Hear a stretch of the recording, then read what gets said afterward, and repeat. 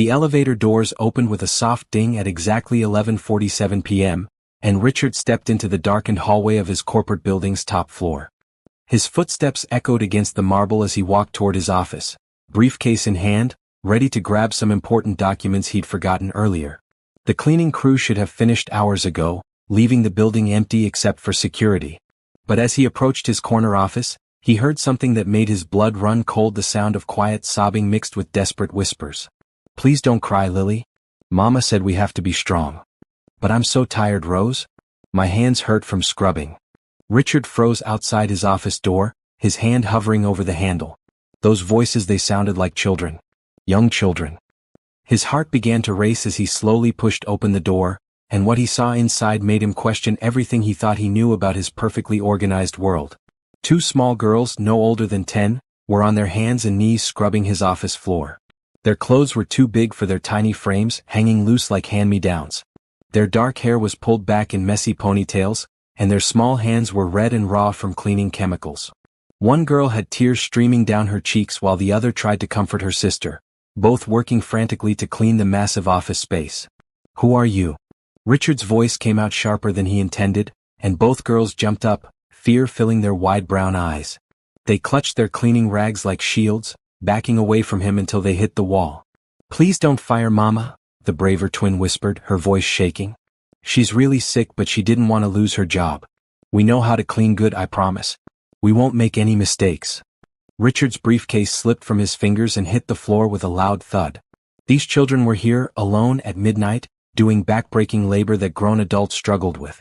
"Where is your mother?" he asked, trying to soften his voice. "She has a fever," the other twin said, wiping her nose with the back of her hand. "She was throwing up all day, but she said Mr. Johnson would fire her if she didn't come to work. So we came instead. We've been watching her clean for months. We know what to do." The office suddenly felt too small, too warm. Richard loosened his tie as he stared at these two brave little girls who were willing to sacrifice their childhood to save their mother's job. "What are your names?"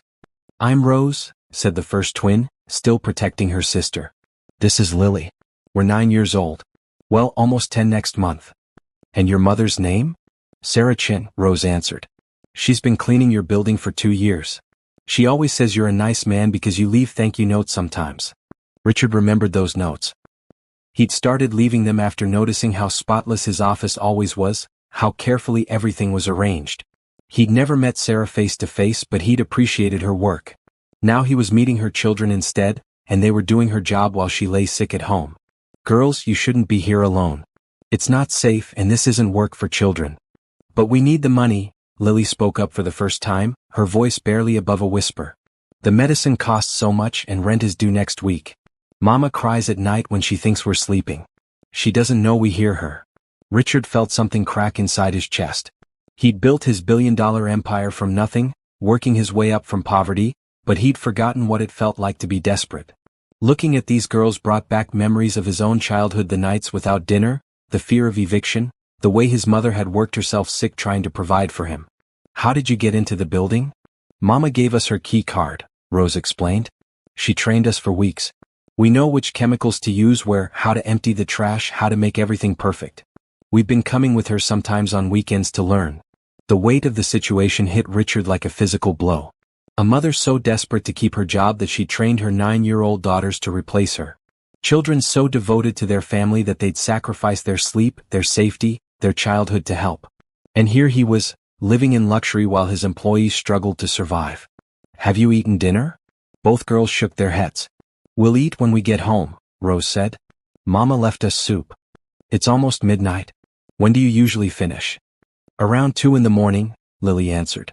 "Then we take the bus home and sleep for a few hours before school." Richard's hands clenched into fists. These children were working a 6-hour shift, then going to school the next day. No wonder Lily had been crying. "Sit down," he said gently, gesturing to the chairs in front of his desk. "Both of you."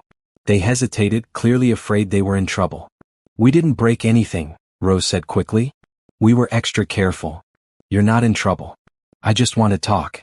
Richard walked to his mini fridge and pulled out 2 bottles of juice and some crackers he kept for long work nights. "Here, eat these while we talk." The girls accepted the food gratefully, their small hands shaking as they opened the crackers.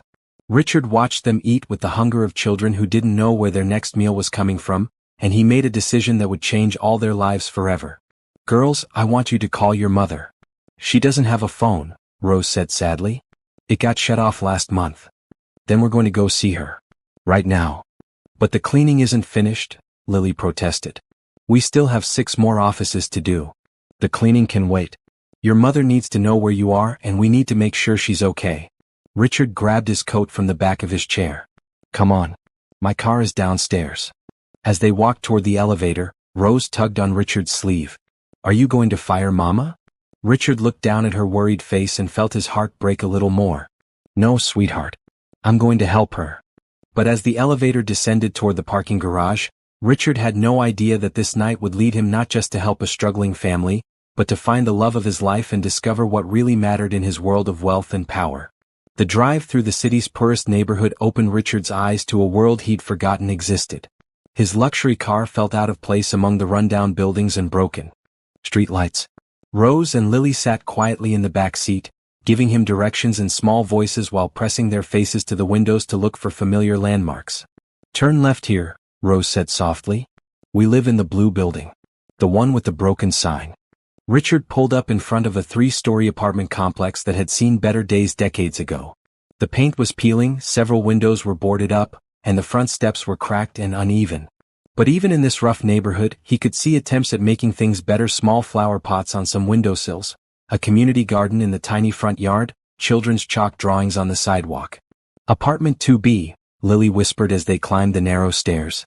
The hallway smelled like cooking spices and cleaning supplies, with worn carpet that had been patched in several places. When Rose knocked softly on the door, they heard movement inside, then a weak voice.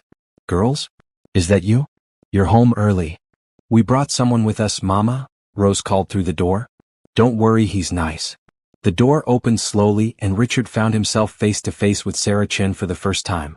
Even sick with fever, she was beautiful in a way that took his breath away. Her long black hair was damp with sweat, her dark eyes bright with illness, and she wore an old robe that she clutched tightly around herself. But what struck him most was the way she immediately moved to shield her daughters, even in her weakened state.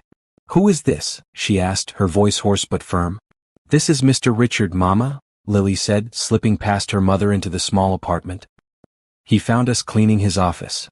Sarah's face went pale and she swayed on her feet. Richard stepped forward instinctively to steady her, and she didn't pull away. "I'm so sorry," she whispered. "I know they shouldn't have been there. I'll pay for any damages. Please don't call the police."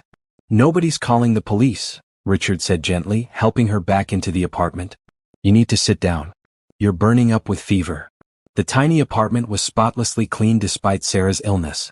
The furniture was old but well cared for, and everywhere Richard looked, he saw signs of a loving home: children's artwork on the refrigerator, library books stacked neatly on a small table, photos of the twins at various ages smiling despite their circumstances. "Girls, get your mother some water," Richard said, then turned to Sarah. "When did you last see a doctor?" Sarah laughed, but there was no humor in it. "I can't afford a doctor. This will pass. It's just a flu bug. You're training your 9-year-old daughters to do industrial cleaning at midnight because you can't afford to miss work sick. This is more serious than a flu bug." "You don't understand," Sarah said, accepting the water glass from Rose. "I've worked so hard to keep this job. If Mr. Johnson finds out I sent children to replace me, he'll fire me and probably call social services. The girls could be taken away." Richard sat down on the small couch beside her, noting how she tried to keep distance between them despite her weakness. "I'm not going to let that happen. But I need to understand your situation. How long have you been struggling like this?" Sarah was quiet for a long moment, watching her daughters settle on the floor with some coloring books. "Their father left when they were 3, she finally said. "He couldn't handle having twins, said it was too much responsibility. I had a good job then, working as an office manager for a small company. But when they turned 6, Lily got really sick. She needed surgery and months of treatment." "What kind of surgery?" "Heart surgery. She was born with a defect that didn't show up until she was older. The medical bills." Sarah's voice broke. "I lost everything. The house, the car, the job when I took too much time off for her appointments. We've been living here for 2 years and I've been working 3 cleaning jobs to try to catch up on the debt." Richard felt like someone had punched him in the stomach. 3 jobs. Your building at night, an office complex in the morning, and a restaurant on weekends. The girls stay with Mrs. Rodriguez next door when I'm working, but she's elderly and can't always watch them. When they started asking to come with me sometimes, I thought it would be good for them to learn responsibility. You train them to be backup workers. I train them to survive, Sarah said fiercely, then coughed hard enough to make her whole body shake. In our world, Mr. Richard, children grow up fast or they don't grow up at all. Rose looked up from her coloring book. Mama, you should show him Lily's pictures. She draws the best hearts. I draw hearts because I had heart surgery, Lily explained to Richard seriously. The doctor said my heart was broken but they fixed it. Now it works perfectly. Richard knelt down beside Lily and looked at her artwork. The page was covered in colorful hearts, each one unique and beautiful. These are amazing, Lily. You're a real artist. Mama says art doesn't pay bills, but I still like to draw. Art can absolutely pay bills, Richard said, glancing at Sarah. Some of the most successful people I know are artists. Sarah shifted uncomfortably. Mr. Richard, I appreciate you bringing the girls home, but I need to ask, are you going to report this? I know what they did was wrong, but I was desperate. I've never missed a day of work in 2 years. What I'm going to do, Richard said, standing up and pulling out his phone, is call my personal doctor and have him come check on you tonight. Then we're going to talk about making sure you and the girls have what you need. I can't afford a house call from a private doctor. You're not paying for it. I am. Sarah tried to stand up, swaying with fever and determination. I don't take charity. I work for everything my family has. This isn't charity. This is humanity. Richard looked around the small apartment again, seeing it through new eyes. You've been taking care of my building for 2 years. You've worked while sick, trained your children to help you, and never asked for anything extra. If anyone deserves help, it's you. Why? Sarah whispered. Why do you care? You don't even know us. Richard was quiet for a moment, remembering his own childhood, his own mother's struggles. Because 25 years ago I was one of those kids. My mother worked herself sick trying to provide for me and no one helped us. I swore that if I ever had the power to help families like ours, I would. The twins looked up from their coloring, sensing the importance of the moment. Sarah studied Richard's face, searching for deception or pity, but finding only sincere concern. If you help us, she said slowly, it has to be something I can pay back. I won't be in debt to anyone, not even a kind billionaire. Richard smiled, the first genuine smile he'd felt in months. I think we can work something out. As he called his doctor and arranged for the house call, Richard realized that finding Sarah and her daughters wasn't just about helping them. They were helping him remember who he used to be, and who he wanted to become again. Dr. Martinez arrived within an hour, a kind man in his 50s who had been Richard's personal physician for years. He examined Sarah thoroughly while the twins waited anxiously in the living room with Richard, who found himself more nervous than he'd been during any business deal. She has pneumonia, Dr. Martinez announced after finishing his examination. Not severe yet, but she needs antibiotics and at least a week of rest. Working in her condition could have been dangerous. I told you I was fine, Sarah called weakly from the bedroom. You told me you had the flu, the doctor replied with a gentle smile. There's a difference. I'm prescribing antibiotics and a strong cough medicine. She needs to stay hydrated and sleep as much as possible. Richard walked with the doctor to the hallway outside the apartment.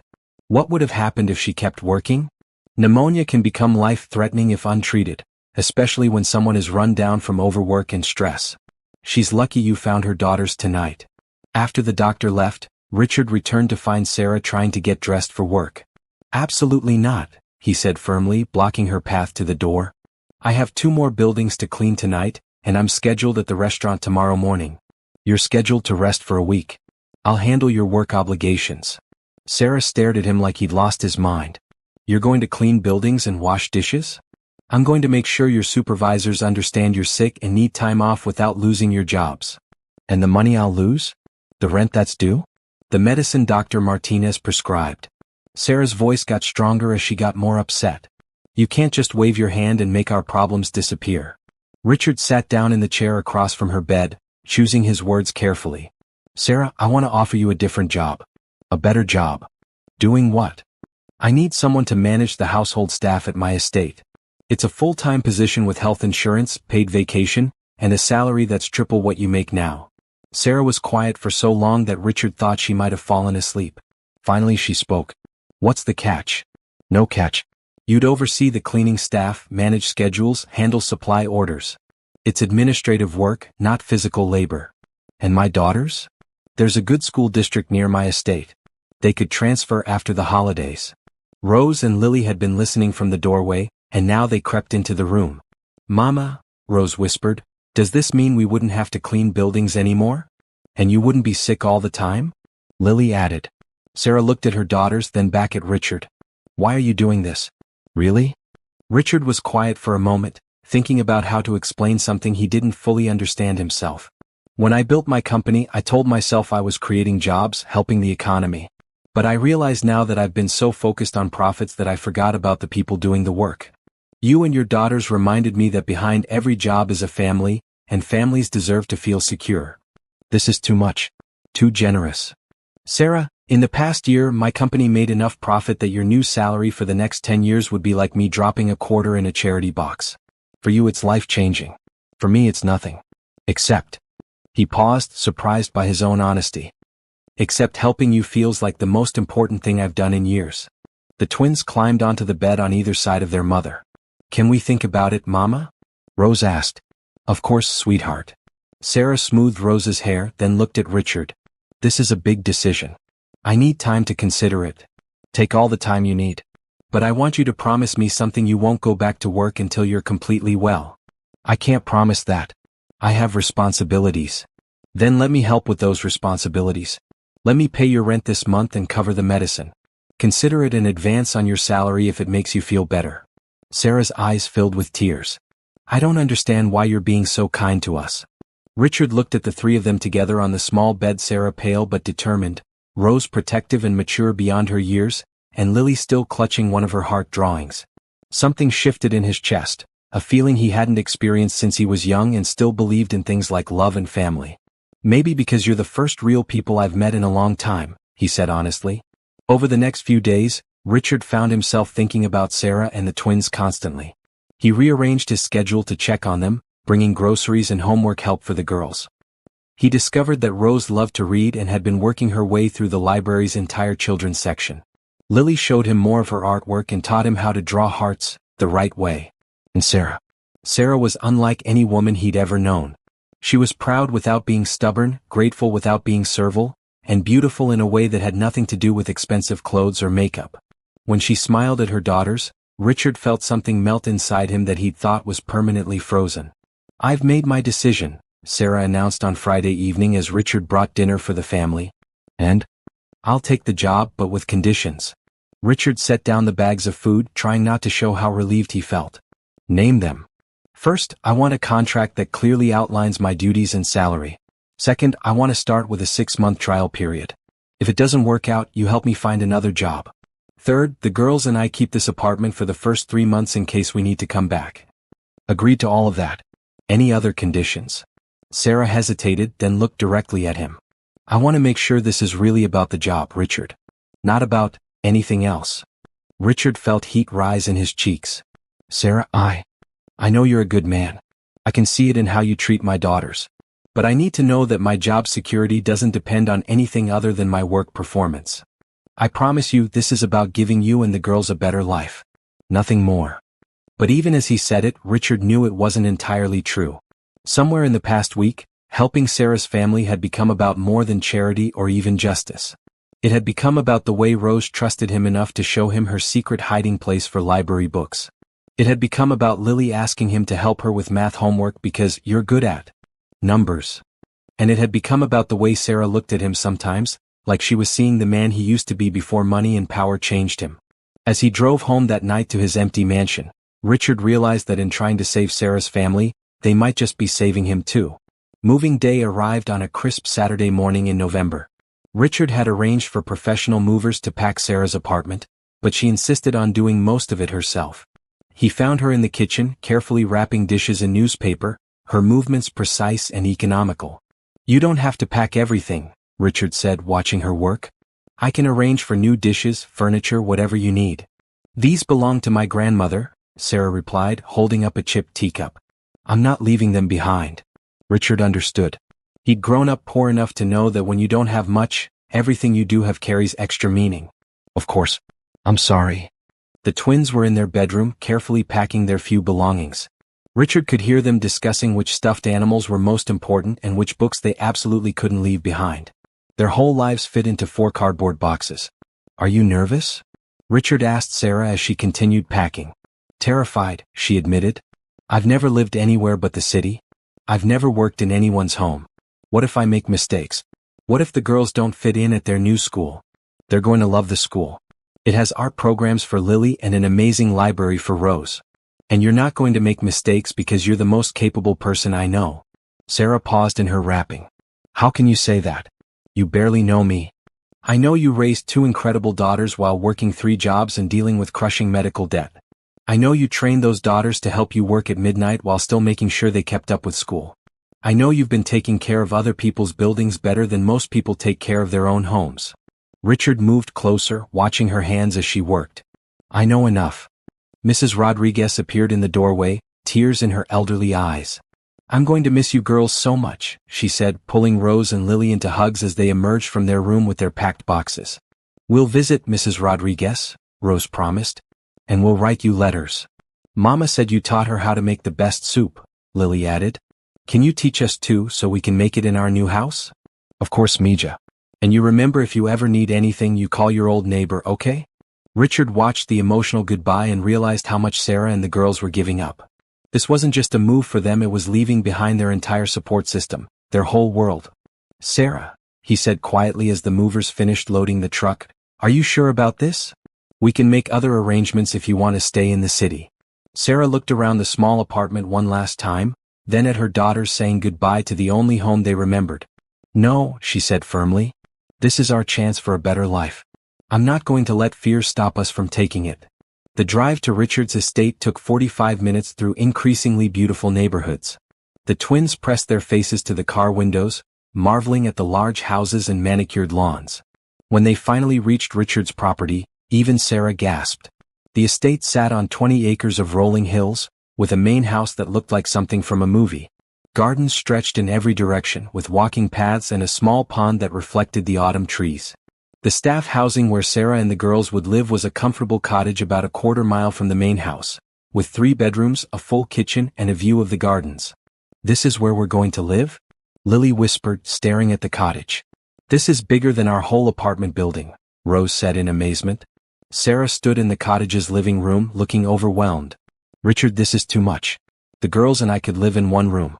We don't need all this space." "Yes, you do," Richard said firmly.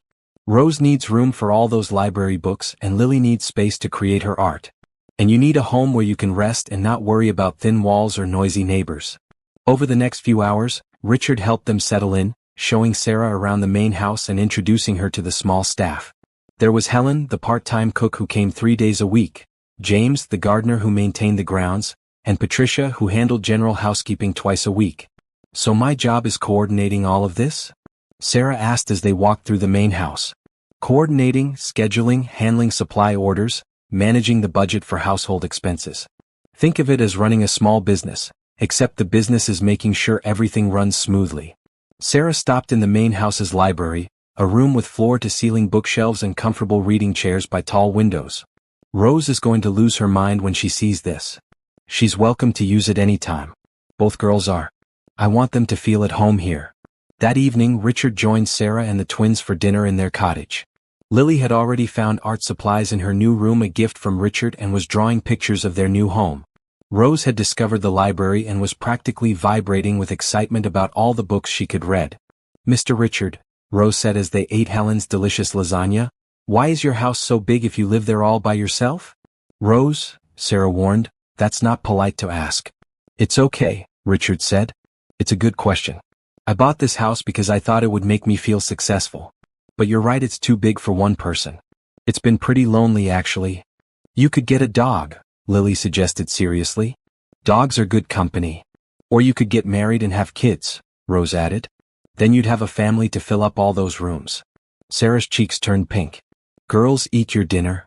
But Richard found himself thinking about Rose's innocent suggestion. He'd always been too focused on work for serious relationships. The women he'd dated had been more interested in his money than in him.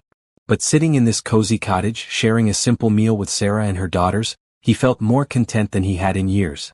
"What about you, Sarah?" he asked. "Do you think you'll like living here?" Sarah looked around the cottage, then at her daughters happily eating and chattering about their new rooms. "I think we're going to like it very much," she said softly. "Thank you, Richard, for all of this." Their eyes met across the table and Richard felt something shift between them. It wasn't just gratitude in Sarah's gaze and it wasn't just kindness in his. It was the beginning of something deeper, something that scared and excited him in equal measure. As he walked back to his empty mansion that night, Richard realized that bringing Sarah and the twins to his estate hadn't just changed their lives. It had changed his too in ways he was only beginning to understand. The first month at the estate passed quickly as everyone settled into new routines. Sarah proved to be exactly what Richard had hoped: organized, efficient, and capable of managing the household staff with the perfect balance of kindness and authority. The twins thrived in their new school, with Rose joining the advanced reading program and Lily discovering that her new art teacher wanted to enter her drawings in a children's competition. But it was the small, daily interactions that began to weave Richard's life together with theirs in unexpected ways. "Mr. Richard, you're eating cereal for breakfast again," Lily announced one morning, appearing in his kitchen with her school backpack and a disapproving expression. "It's efficient," Richard replied, holding up his bowl of cornflakes. "Mama says breakfast is the most important meal of the day. She made extra eggs. You should come eat with us." This became a pattern. Richard would start his day with coffee and whatever processed food he could grab quickly, and one of the twins would appear to drag him to their cottage for a real breakfast. Sarah would protest that he didn't need to bother, but her eyes would light up when he sat down at their small kitchen table. "You don't have to feed me every morning," Richard told Sarah one day as she placed a plate of pancakes in front of him. "The girls like having you here," Sarah replied. "And honestly, so do I. It's nice to cook for someone who appreciates it. Your cooking is incredible. Where did you learn?" "My grandmother taught me. She said cooking was about more than just food, it was about taking care of people you love." The word love hung in the air between them, making both of them suddenly aware of how domestic their morning routine had become. Richard cleared his throat and asked Rose about her latest library book, while Sarah busied herself packing the girls' lunches. Evenings became another shared time. Richard started stopping by the cottage after work, initially to check on how Sarah was adjusting to her new job, but soon because he genuinely enjoyed their company. He helped Rose with her homework, listened to Lily's stories about art class, and found himself staying later and later each night. "You don't have to entertain us every evening," Sarah said one night after the girls had gone to bed. They were sitting on her small front porch, watching the sunset over the gardens. "I'm not entertaining you. You're entertaining me. My house feels like a museum after spending time here. It's a beautiful house. It's a beautiful empty house. There's a difference." Sarah was quiet for a moment, then asked, "Don't you ever want to fill it? With a family of your own?" Richard considered the question seriously.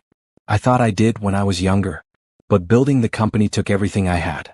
By the time I was successful enough to think about settling down, I realized I didn't know how to connect with people anymore. Everyone who showed interest seemed more interested in my bank account than in me. That must be lonely." It was. Until now. Their eyes met in the gathering darkness, and Richard saw something in Sarah's expression that made his heart race. But before either of them could speak, Rose's voice called from inside. "Mama, I can't find my library book." The moment passed, but the feeling lingered. Richard's business associates began to notice changes in him. He left the office earlier, spent more time working from home, and seemed more relaxed during meetings. "You're different lately," his business partner Tom observed during lunch at their usual expensive restaurant. "More human." "Thanks, I think." "I'm serious. You're smiling more, you're not working 18-hour days, and you actually asked me about my kids last week. What's going on?" Richard hesitated, then decided on honesty. "I hired a new household manager. She has twin daughters. Spending time with them has reminded me that there's more to life than quarterly reports." "Ah," Tom said with a knowing grin. "She's pretty, isn't she?" "It's not like that. She's an employee." "Right. And I'm sure the fact that you're glowing when you talk about her has nothing to do with it." Richard wanted to deny it, but he couldn't. The truth was he was falling for Sarah Chin, and it terrified him. That weekend, Lily came down with a mild fever, nothing serious, but enough to worry Sarah. Richard found her in Lily's room at midnight, sitting beside the bed and monitoring her daughter's temperature. "She's fine," Sarah said quietly when she noticed him in the doorway. "Just a little bug. But I can't help worrying." After what happened with her heart surgery, I can understand that. Richard sat in the chair across from the bed, keeping his voice low so they wouldn't wake Lily. Tell me about that time. What was it like? Sarah was quiet for so long he thought she wouldn't answer. Finally she spoke. It was the worst time of my life. Lily was so small and she didn't understand why she couldn't play like other kids. The doctor said we caught it just in time, but the surgery was risky. I spent 3 days in the hospital waiting room, praying to anyone who would listen. You were alone? Completely alone. Her father had already left, my parents died when I was young and I didn't have close friends. It was just me and Rose, who was only 6 and scared out of her mind that her sister might die. Richard felt anger rise in his chest at the thought of Sarah facing that crisis alone. What about the medical bills? Crushing. Even with insurance, the costs were enormous. That's when I started falling behind on everything else. I chose to save my daughter's life and I'd make that choice again, but it destroyed our financial stability. They sat in comfortable silence, watching Lily sleep peacefully. Richard found himself imagining what it would have been like to be there with Sarah during that terrifying time, to hold her hand in the waiting room, to help carry the burden of worry and fear. Sarah, he said softly, I want you to know that you'll never have to face anything like that alone again. If either of the girls ever needs medical care, or if you need anything at all, I'm here. Richard, you can't promise things like that. You're my employer, not your what? Sarah looked at him across Lily's sleeping form, and in the dim light of the nightstand lamp, Richard saw the same longing in her eyes that he felt in his heart. Not my family, she finished quietly. What if I wanted to be? The question hung between them like a bridge neither was sure they should cross. Before Sarah could answer, Lily stirred in her sleep and the moment passed. But something had changed between them, something that couldn't be taken back. The next morning Lily's fever broke, and she was back to her usual energetic self. At breakfast, she announced that she wanted to show Richard her latest drawing. It's a picture of our family, she said proudly, holding up a colorful drawing of 4 stick figures standing in front of a house. That's me and Rose and Mama, she explained, pointing to 3 figures. And that's you because you eat breakfast with us every day, so you're part of our family now. Richard's throat tightened as he looked at the drawing. In Lily's innocent eyes, he wasn't just their employer or their benefactor. He was family. Can I keep this? He asked.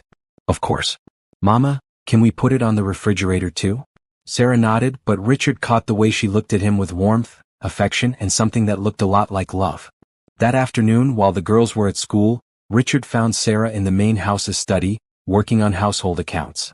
She looked up when he entered, and the air between them felt charged with unspoken feelings. Sarah, about last night? Richard, please. Let's not make this complicated. It's already complicated. I can't stop thinking about you, about the girls, about how different my life feels now that you're in it. Sarah stood up, moving away from the desk. You're my employer. I depend on you for my job, for our home, for my daughter's security. I can't afford to blur those lines. What if the lines are already blurred? What if what's happening between us is real? What if it's not? What if you get tired of playing house with the poor single mother and her kids? What happens to us then? Richard stepped closer, seeing the fear in her eyes. Sarah, I would never hurt you or the girls. You have to know that. I know you believe that now. But you live in a different world than we do. You have options, freedom, power. We don't. Then let me share that world with you. Let me give you options and freedom too. Sarah shook her head. I won't be a kept woman, Richard. I won't have my daughters grow up thinking that's how relationships work. That's not what I'm offering. Then what are you offering? Richard looked into her eyes and realized he was about to say something that would change everything. I'm offering you my heart, Sarah. All of it. Forever. The study fell silent except for the ticking of the antique clock on the mantel. Sarah stared at Richard, her eyes wide with shock and something that might have been hope. Richard, you can't just say things like that. Why not if they're true? Because. Sarah's voice broke. Because I'm falling in love with you too, and it scares me to death. Richard crossed the room in 3 steps and took her hands in his. Then let's be scared together. Let's see where this leads. And if it doesn't work out? Then we'll face that too. But Sarah, I'd rather risk everything for a chance at real happiness than spend the rest of my life wondering what if. Sarah looked down at their joined hands, then back up at his face. The girls love me already and I love them. They drew me into their family picture, remember? This is crazy. The best things usually are. Sarah was quiet for a long moment and Richard held his breath. Finally she squeezed his hands. If we do this, we take it slow. We don't tell the girls anything until we're sure. And if it doesn't work, it will work, Richard said confidently. How can you be so sure? Richard smiled and pulled her closer. Because for the first time in my life, I'm not thinking about profit margins or stock prices or quarterly reports. I'm thinking about breakfast with your daughters and bedtime stories, and growing old with someone who sees the man I really am, not just the money I've made. And who is the man you really are? I'm still figuring that out. But I know he's someone better when he's with you. When Sarah smiled, Richard felt like he'd won the lottery, closed the biggest deal of his career, and conquered the world all at once. And when she let him kiss her, soft and sweet in the afternoon sunlight streaming through the study windows, he knew he was home. 3 weeks after their first kiss, Richard was working late in his home office when he heard a soft knock on the door. Sarah entered carrying 2 cups of coffee, looking nervous in a way he hadn't seen since their first night together. The girls are asleep, she said, setting 1 cup on his desk. Can we talk? Of course. Richard saved his work and gave her his full attention. What's on your mind? Sarah sat down across from him, holding her coffee cup like a shield. I need to tell you something about my past. About who I was before I became a struggling single mother. Sarah, you don't have to. Yes, I do. Because if we're going to have a real relationship, you need to know the whole truth. Richard waited, sensing this was important. My maiden name was Sarah Williams. I grew up in Manhattan on the Upper East Side. Richard's eyebrows rose. That was one of the wealthiest neighborhoods in the city. My father was a successful investment banker. My mother came from old money. I went to private schools, spent summers in the Hamptons, had a trust fund that would have set me up for life. What happened? Sarah set down her coffee and looked directly at him. I fell in love with the wrong man. Tony Chin was everything my parents hated: working class, no college degree, ambitious but in ways they didn't understand. He was trying to start his own construction company, working 18-hour days to build something from nothing. How did you meet? He was renovating the kitchen in my parents' townhouse. I was home from college for the summer, and I was fascinated by someone who worked with his hands, who was building something real instead of just moving money around on paper. Richard could picture a younger Sarah, privileged and sheltered, falling for a hard-working man who represented everything her world wasn't. My parents were furious when they found out we were dating. They threatened to cut me off, to disown me. They said Tony was only interested in my money. But you married him anyway. I did. And my parents kept their promise. They cut me off completely: no trust fund, no inheritance, no contact. They said if I wanted to live like common people, I could survive like common people. Sarah's voice was steady, but Richard could see the pain in her eyes even after all these years. Were you happy? In the beginning? Very happy. Tony's business started to succeed and I got pregnant with the twins. We bought a small house in Queens and I thought we were building the perfect life. I had everything I wanted: a husband who loved me, babies on the way, and the satisfaction of knowing we were making it on our own. When did things change? When the girls were born, Tony realized how expensive children could be. Then when they were 3, his business hit some tough times. He started working longer hours, getting more stressed, drinking more. And he began to resent me. Why? Because I couldn't help financially the way a different wife might have. I'd been raised to be decorative, not practical. I didn't have job skills or work experience. When Tony needed a partner who could contribute income, I was useless. Richard wanted to interrupt, to tell her she wasn't useless, but he could see she needed to finish her story. The final straw was Lily's heart condition. When we found out she needed surgery, Tony looked at the medical bills and said he couldn't handle it. He said he'd married me thinking I came with money, and instead I'd cost him everything. He left you to deal with your daughter's surgery alone. He packed a bag that night and said he was going to find work in another state. He'd send money when he could, but he couldn't watch his daughter suffer through something he couldn't fix. Sarah's voice finally broke. He never sent money. We never heard from him again. Richard felt rage building in his chest. Sarah, I'm so sorry. The worst part was that he wasn't entirely wrong. I had been sheltered and impractical. I didn't know how to support my family when they needed me, so I learned. I took any job I could find, learned to budget and sacrifice and fight for every dollar. I became the woman I needed to be. You became incredible. Sarah looked surprised. I became desperate. You became strong, resourceful, and devoted. You saved your daughter's life and raised 2 amazing children under impossible circumstances. That's not desperation, that's heroism.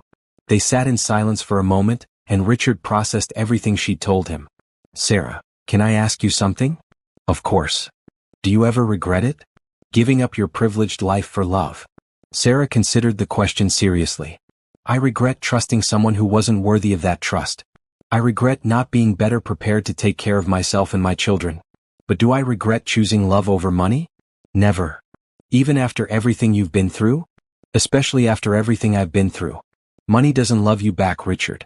It doesn't hold you when you're scared or laugh at your jokes, or draw you pictures to put on the refrigerator. Richard stood up and moved around the desk to sit beside her. Is that why you were so afraid of getting involved with me? Because I'm wealthy. Partly. I was afraid you'd think I was after your money like Tony thought I was after his.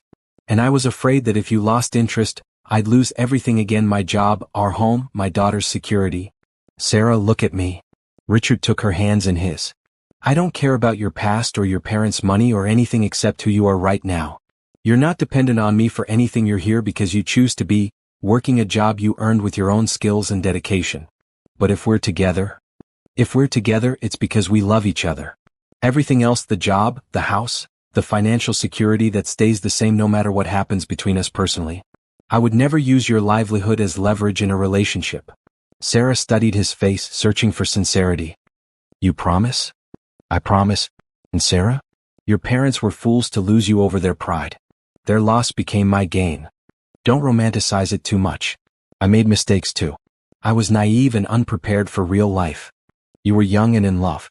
There's nothing wrong with that. Sometimes I wonder what my life would have been like if I'd stayed in my parents' world. If I'd married someone they approved of, someone with money and connections. Would you have been happy? Sarah thought about it. Comfortable, maybe. Safe, definitely. But not happy. Not the way I am when you help Rose with her homework, or when Lily shows you her drawings, or when we all have breakfast together in the morning. That's all I want to make you happy. You and the girls. Richard, there's something else I need to tell you. What? Sarah hesitated, then pulled out her phone and showed him a news article she'd bookmarked. I know who you were before you became successful.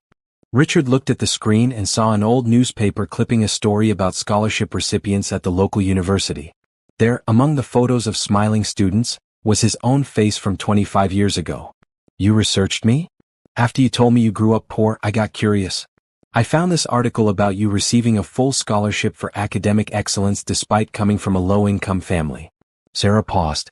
Richard, we went to the same university. We were there at the same time. Richard stared at the article, memories flooding back. I remember you, he said suddenly. What? Not clearly, but there was a girl in my economics class. Beautiful, always perfectly dressed, usually sat in the front row. She asked thoughtful questions and seemed to actually care about learning, not just getting grades. That was me. And I remember you too, the serious boy who always sat in the back, who never spoke unless the professor called on you directly, but who clearly understood the material better than anyone else in the room. Why didn't you ever say anything? When we first met, I mean. Because you were this powerful billionaire and I was your cleaning lady.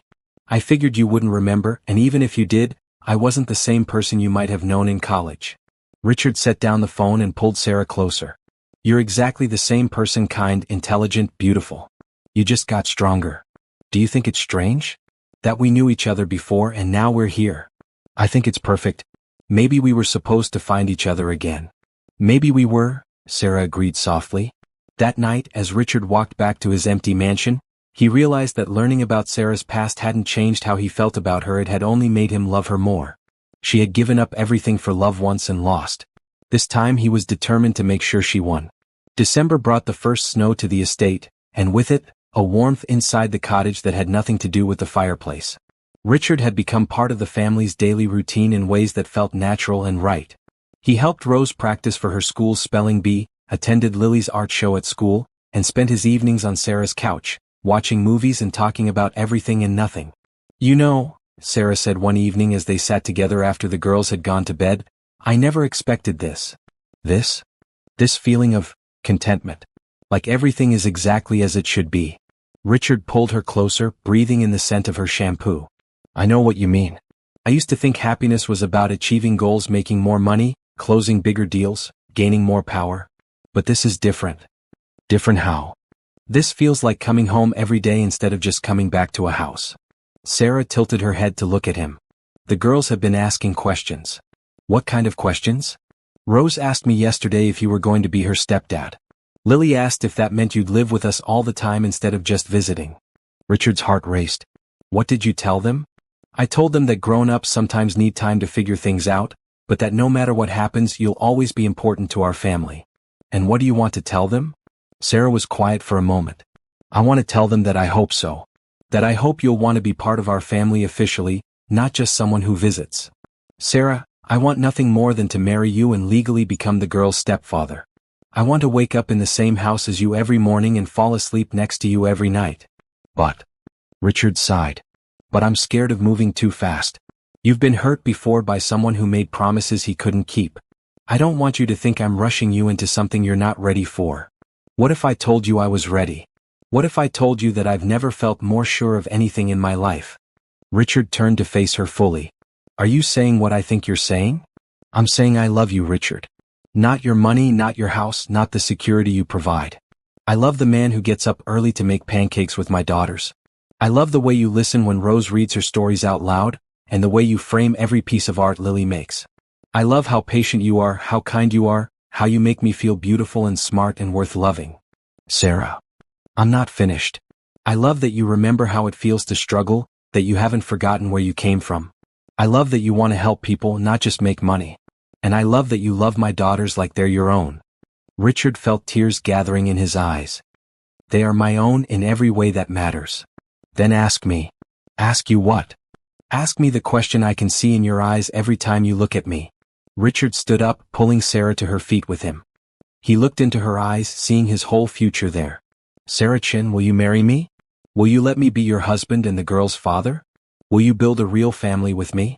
Yes, Sarah whispered, tears streaming down her cheeks. Yes to all of it.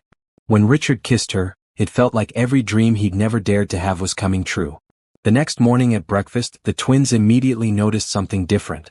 Rose and Lily exchanged glances across the table, communicating in that wordless way twins often do. You both look happy, Rose observed, studying their faces carefully. We have something to tell you girls, Sarah said, reaching for Richard's hand. Are you getting married? Lily asked excitedly. Sarah and Richard looked at each other in surprise. How did you know?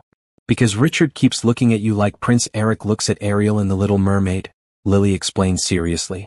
And you keep smiling the way you do when we bring you flowers. And because you're holding hands differently, Rose added. Like you're not going to let go. So yes, Richard said, grinning at their perceptiveness, we're getting married. If that's okay with you. Both girls erupted in cheers and ran around the table to hug them. Does this mean you'll live with us all the time now? Lily asked, bouncing on her toes. It means we'll all live together as a real family, Sarah confirmed. Can we call you Dad? Rose asked Richard shyly. Richard's throat tightened with emotion. I would be honored if you called me Dad. Can we have a wedding party? Lily wanted to know. Can we invite Mrs. Rodriguez? Rose added. Can we get a dog now that we're a real family? Lily continued. One thing at a time, Sarah laughed, but Richard was already making mental notes. Mrs. Rodriguez would definitely be invited, and maybe it was time to visit the animal shelter. That afternoon, while the girls were at school, Richard and Sarah walked through his mansion, discussing their future living arrangements. I want to make this house feel like a home, Richard said as they stood in the grand foyer. What would you change? Everything, Sarah said immediately, then blushed. I'm sorry that sounded harsh. No, tell me. I want to know. Sarah looked around the elegant but cold space. It's beautiful, but it doesn't feel like a place where children live. Where a family laughs and makes messes and just exists. So we make it into that kind of place. We child-proof it, warm it up, fill it with the sounds of family life. You'd really want that? All the noise and chaos that comes with kids. Sarah, I've spent years in this beautiful, quiet, empty house. I can't wait for it to be full of noise and chaos and life. They spent the next few hours walking through each room, with Sarah suggesting changes that would make the space more family-friendly. A reading nook in the library for Rose, an art studio in the sunny room upstairs for Lily, a family room with comfortable furniture where they could watch movies together. This is going to be expensive, Sarah pointed out as their list grew longer. This is going to be perfect, Richard corrected. Sarah, I have more money than I could spend in 10 lifetimes. Let me spend some of it making our family happy. Our family, Sarah repeated, smiling. I like the sound of that. That evening, as they told the girls about the plans for renovating the mansion, Richard realized that his definition of wealth had completely changed. 6 months ago, he'd measured his worth in stock prices and profit margins. Now he measured it in bedtime stories and breakfast conversations, in art projects on the refrigerator and library books scattered on coffee tables. You know what the best part of all this is? Sarah asked as they sat on her cottage porch, watching the girls play in the garden. What? We get to do it right this time. Both of us. You get to have the family you always wanted, and I get to build a life with someone who truly loves me and my children. Our children, Richard corrected gently. Our children, Sarah agreed, and the word our had never sounded so beautiful. Richard should have known that happiness like theirs wouldn't go unnoticed or unchallenged. The first sign of trouble came during a board meeting in January, when his business partner Tom pulled him aside afterward. Richard, we need to talk, Tom said, his expression serious. What's wrong? There are rumors circulating about your personal life. People are saying you're involved with your domestic staff. Richard felt his jaw tighten. My personal life is none of the board's business. It is when it affects the company's reputation. You're the face of this corporation, Richard. Your image matters to our investors. What exactly are people saying? Tom looked uncomfortable. That you're having an inappropriate relationship with your housekeeper. That you're setting her up in luxury while she services you. That's disgusting. Sarah is not my housekeeper, she's my household manager. And our relationship is completely appropriate, we're engaged to be married. Married? Tom's eyebrows shot up. Richard, you can't be serious. I've never been more serious about anything in my life. Think about what you're doing. This woman was cleaning buildings 6 months ago. She has 2 children, no education, no social standing. What will people think? I don't care what people think. Well, you should. Margaret Whitman has been asking questions about your domestic situation. She's concerned about the company's image. Margaret Whitman was the chairwoman of their board of directors, a formidable woman in her 70s who controlled a significant portion of their stock. She was asking questions, it meant serious trouble. What kind of questions? She wants to meet with you. Today. 2 o'clock. Richard spent the next hour pacing his office, fury building with each step. He'd worked for 15 years to build his company, but the thought of anyone disrespecting Sarah made him want to walk away from it all. At exactly 2 o'clock, Margaret Whitman entered his office. She was an elegant woman who commanded respect through sheer presence. But Richard had never liked her coldness or her obsession with appearances. Richard, she said, settling into the chair across from his desk. We need to discuss your recent choices. If you're referring to my engagement to Sarah, I'm happy to discuss it. Engagement? Margaret's perfectly styled eyebrows rose. I was hoping the rumors were exaggerated. The rumors are probably worse than the truth. Sarah is an incredible woman who I'm lucky to be marrying. Richard, I've known you since you were a young man just starting out. You've always been smart, focused, ambitious. I can't understand what's happened to you. What's happened to me is that I fell in love. With your cleaning lady. With a woman who manages my household staff, who raised 2 brilliant daughters as a single mother, who survived losing everything and built a new life through hard work and determination. Margaret leaned forward. Let me be blunt. The board is concerned about your judgment. Dating employees is problematic enough, but marrying someone so far beneath your social and economic status raises serious questions about your leadership. Beneath my status? Richard's voice was dangerously quiet. You know what I mean. She doesn't have education, connections, or experience in our world. She'll be a liability at corporate events, unable to hold conversations with clients' wives, unfamiliar with social expectations. She has a college degree from Columbia University. She grew up on the Upper East Side. She probably has better social connections than most of our board members. Margaret looked surprised. I wasn't aware. Because you didn't bother to find out who she really is before judging her. You saw a single mother working cleaning jobs and assumed she was ignorant and unsuitable. Even so, Richard, perception matters. People will think she's a gold digger who trapped you with her children. Then people are idiots and I don't care what they think. Margaret's expression hardened. You should care. Because the board is prepared to call for a vote of no confidence if you proceed with this marriage. Richard felt the blood drain from his face. A vote of no confidence could remove him as CEO of his own company. You can't be serious. We've built this company together, Richard. I won't let you destroy it for an infatuation with an inappropriate woman. Sarah is the best thing that ever happened to me. She's a distraction that's affecting your judgment. Look at yourself, you're leaving work early, missing important meetings, turning down social invitations that could benefit the company. You're prioritizing this woman and her children over your responsibilities. I'm prioritizing my family over corporate politics. She's not your family yet. And if you're smart, she never will be. Richard stood up, his hands clenched into fists. Get out of my office. Richard, think carefully about what you're choosing. You've worked your entire adult life to build this company. Are you really willing to throw it all away for a woman you've known for 6 months? I'm willing to throw it all away for the woman I love and the family I want to build with her. Then you're a fool. Margaret stood and walked to the door. The board meets next Friday. I suggest you come to your senses before then. After she left, Richard slumped in his chair, staring out the window at the city skyline he'd conquered. Everything he'd worked for was being threatened, and he had to make an impossible choice: his career or his heart. That evening, he drove home to the cottage feeling like he was carrying the weight of the world. Sarah took one look at his face and sent the girls to their rooms to do homework. What happened? She asked, pulling him down onto the couch beside her. Richard told her everything: the rumors, the board meeting, Margaret's ultimatum.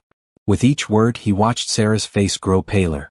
They think I'm a gold digger, she said quietly when he finished. They don't know you. Once they meet you, once they see how incredible you are. Richard. Sarah turned to face him fully. Maybe they're right. What? Maybe I'm wrong for you. Maybe you are sacrificing too much. Don't say that. Don't even think it. You've built an empire. You've achieved everything you dreamed of. I can't be the reason you lose it all. Sarah, without you and the girls, none of it means anything. It means your life's work. It means your legacy. It means financial security for our future together. We don't need their money. I have enough saved to take care of us forever. But do you have enough to be happy watching everything you built fall apart? Do you have enough to avoid resenting me someday for costing you your company? Richard pulled her into his arms, feeling her tremble against him. I could never resent you. I love you. I love you too. That's why I can't let you destroy your life for me. You're not destroying my life, you're saving it. Sarah was quiet for a long time, and when she finally spoke, her voice was barely a whisper. What if we waited? What if we postponed the wedding until after you resolve things with the board? Sarah, no. Just until you find a way to make them understand, or until you decide what's really most important to you. I already know what's most important to me. You are. The girls are. Our family is. Then prove it, Sarah said, looking into his eyes. Choose us, knowing what it might cost. Choose us anyway. Richard held her close, knowing that the biggest test of his life was just beginning. The week leading up to the board meeting was the longest of Richard's life. He spent his days trying to figure out a way to save both his company and his relationship, and his nights lying awake wondering if he was making the right choice. Sarah had grown quiet and distant, despite his attempts to reassure her. She went through the motions of their daily routine, but he could see the worry in her eyes and the way she sometimes caught herself staring at him like she was trying to memorize his face. Mama's sad, Lily observed on Wednesday morning as Richard helped her with her math homework. Why do you think she's sad? She gets the same look she had when we were living in the old apartment and she was scared about money. Like she's trying to protect us from something bad. Rose looked up from her reading. Are you and Mama having problems? Richard's heart ached. We're working through some grown-up stuff, sweetheart. But no matter what happens, I'll always love you and your sister, and I'll always be here for you. But you might not marry Mama? I want to marry your Mama more than anything in the world. Sometimes, though, life gets complicated. Because you're rich and we used to be poor? Rose asked with the directness that always surprised him. Because some people think that matters more than it does.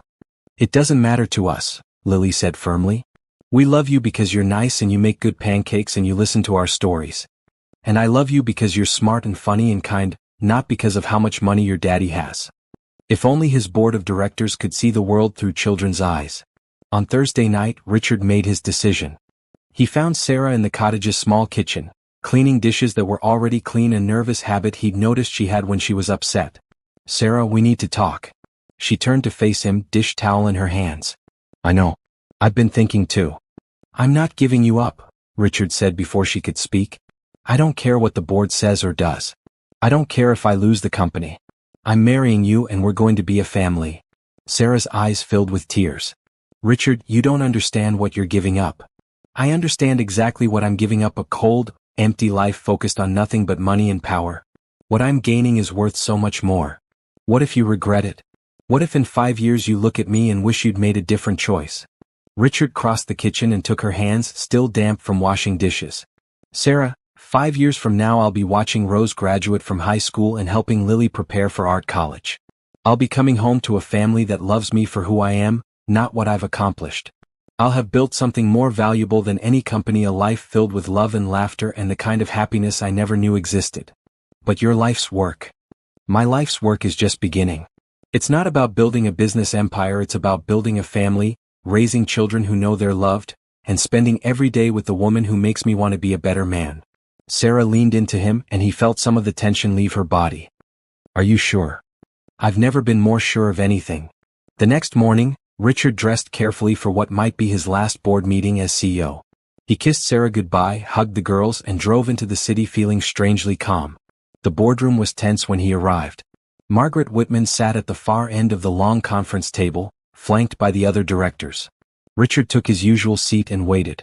Richard, Margaret began, have you reconsidered your position regarding your personal situation? I have, Richard replied calmly. I've decided that if this board can't accept the woman I love as part of my life, then this isn't the company I want to lead. Murmurs rippled around the table. Margaret's face remained impassive. So you're choosing this woman over the company you built? I'm choosing love over fear, Richard said firmly. I'm choosing a life that matters over a life that just makes money. Richard, Tom spoke up from across the table, maybe we can find a compromise. What if you kept your relationship private? What if you didn't marry her but continued your arrangement? My arrangement? Richard's voice was deadly quiet. You mean what if I continued to use Sarah for my personal pleasure without giving her the respect and commitment she deserves? That's not what I meant. That's exactly what you meant. And it's exactly the kind of thinking that proves this board doesn't understand the first thing about character or integrity. Margaret leaned forward. Richard, be practical. You can have your relationship without the public commitment of marriage. Many successful men maintain private arrangements. Stop. Richard stood up, his chair scraping against the floor. I'm going to say this once and then I'm done with this conversation. Sarah Chin is the most remarkable woman I've ever met. She's brilliant, compassionate, strong, and beautiful.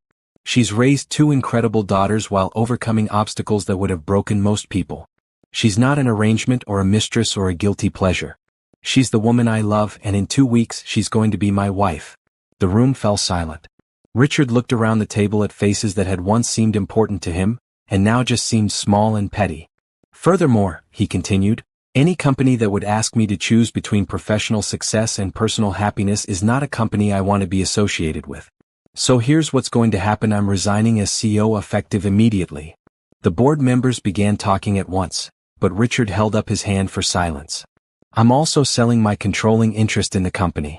Margaret, since you seem so concerned about leadership, perhaps you'd like to buy me out. I'm sure you'll run things exactly the way you think they should be run. Richard, don't be hasty, Margaret said, but he could see calculation in her eyes. She'd wanted control of the company for years. I'm not being hasty. I'm being free. Richard gathered his papers and briefcase. My attorney will be in touch about the sale terms. Good luck with the company. As he walked toward the door, Tom called after him. Richard, think about what you're doing. You're walking away from everything you've worked for. Richard paused and turned back. No, Tom. I'm walking toward everything I've always wanted but was too afraid to reach for. He left the boardroom without looking back. The drive home felt like the longest and shortest of his life. By the time he pulled up to the cottage, word had already spread. His phone had been buzzing with calls from reporters, investors, and business contacts, but he'd ignored them all. Sarah met him at the door, her face pale with worry. The news is saying you resigned from your company. I did. Richard, no. You can't have done that for me. I didn't do it for you, Richard said, pulling her into his arms. I did it for us. For our family. For the life I want to build with you. But your company, your life's work? My life's work is loving you and raising our daughters together. Everything else is just details. The twins appeared in the doorway, having overheard from their homework table. Does this mean you're not rich anymore? Lily asked with concern. I'm still rich, sweetheart. Just not quite as rich as I was this morning. But you're still going to marry Mama? Rose wanted to know. If she'll still have me after I quit my job, Richard said, looking at Sarah. Sarah's eyes were bright with tears, but she was smiling. I'll have you if you were broke and living in a cardboard box. Well, it won't come to that. I made some good investments over the years. Are you sure about this? Sarah asked quietly. Are you sure you won't regret it? Richard looked around the small cottage that had become more of a home to him than his mansion ever was. He saw Rose's library books scattered on the coffee table, Lily's latest art project drying on the kitchen counter, and Sarah's reading glasses folded on top of a household management binder. He heard the sounds of a real family, normal, messy, loving life. Sarah, 6 months ago I had everything I thought I wanted and nothing that actually mattered. Today I have everything that actually matters. How could I regret that? Because you worked so hard for that company. I worked hard for financial security and I have that. I worked hard for success and I have that too, just not the kind I expected. I worked hard to prove I was worth something and it turns out I am worth something, but not because of money or power. I'm worth something because a beautiful, incredible woman loves me and 2 amazing little girls want me to be their dad. Sarah threw her arms around his neck. I love you so much. I love you too. All of you. Group hug. Lily announced, and suddenly Richard found himself surrounded by his entire family, holding them close and feeling richer than he'd ever felt in his life. That evening, as they sat together planning their wedding, Richard's phone rang. It was Margaret Whitman. Richard, I've been thinking about our conversation today. And? The board has reconsidered. We'd like you to come back as CEO. You can marry whomever you want, we won't interfere in your personal life. Richard looked at Sarah, who was helping Rose with a school project while Lily colored at the kitchen table. This was his life now, homework help and art projects and bedtime stories. This was what success really looked like. Thank you for the offer, Margaret, but I'm not interested. I found something better than being CEO. What could be better than running a billion-dollar corporation? Being a husband and father, Richard said and hung up the phone. 2 hours later, as he tucked the girls into their beds in the cottage they'd soon be leaving for the mansion, Rose looked up at him with serious eyes. Dad? She said, trying out the word. Yes, sweetheart. I'm glad you picked us. I'm glad you picked me too, Richard replied, and he meant it with every fiber of his being. 6 months later, Richard stood in the garden of his estate, watching workers put the finishing touches on the wedding setup. White chairs arranged in perfect rows faced an arch covered in Sarah's favorite flowers. The mansion behind them had been transformed into a warm, welcoming family home, with children's laughter echoing from the rooms where Rose and Lily now lived. Getting nervous? Tom asked, appearing at Richard's side. Despite their disagreement over the board situation, their friendship had survived, and Tom was serving as Richard's best man. Not nervous, Richard replied, adjusting his tie. Excited. I owe you an apology, Tom said quietly. About what happened with the board.